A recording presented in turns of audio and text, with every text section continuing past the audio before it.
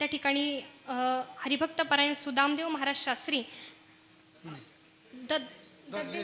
दद्देश्वर शिवालय दहीगाव बाबासुद्धा आज कीर्तनाला त्या ठिकाणी उपस्थित राहिले.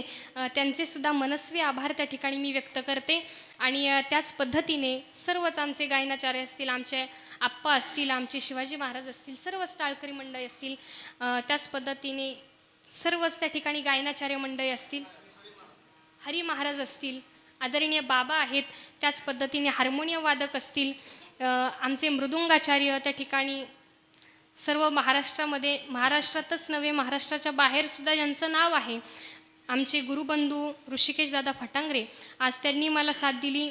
अगोदर खरं पाहायला गेलं तर आप्पा आणि आमचे ऋषी महाराज आणि गरुड महाराज यांनीच मला इथं उभं केलेले, म्हणजे या नारदाच्या गादीवरती. ते जेव्हा म्हणजे माझे सुरुवातीचे जे कीर्तन असायचे ना, हेच तिघं मला साथीला असायचे.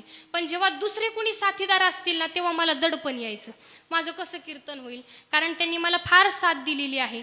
जेव्हा मला ज्या दिवशी असं वाटेल की मला आज कीर्तन जमणार नाही, भरपूर माणसं आहेत, तेव्हा आता सुरुवातीचे दिवस असे असायचे, लहान होते मी फार, पण तेव्हा मला या सगळ्यांनी त्या ठिकाणी आदरणीय शिवाजी महाराज या सगळ्यांनी मला सांभाळून घेतले.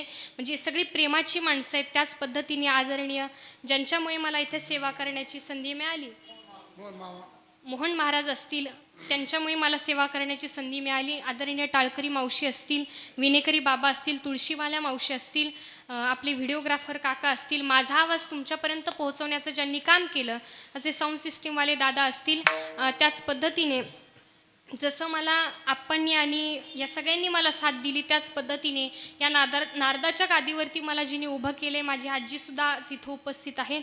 त्याच पद्धतीने आदरणीय आमचे छोटे गडाखसाहेबसुद्धा इथं उपस्थित आहेत. सगळ्यांच्या चरणी मी नतमस्तक होते. जर काही चुकलं गेलं असेल तर त्या ठिकाणी माझ्या बुद्धीचे दोष समजून मला माफी असावी, तुमची मुलगी समजून मला क्षमा असावी. आणि जे काही बरोबर असेल ते भगवान पंढरीश पांडुरंग परमात्म्याच्या चरणी समर्पित करते. कुलदैव श्री खंडेराय यांच्या चरणी समर्पित करते, मारुतीरायांच्या चरणी समर्पित करते. पुन्हा एकदा काही चुकलं गेलं असेल तर तुमची मुलगी समजून क्षमा असावी. ज्ञानी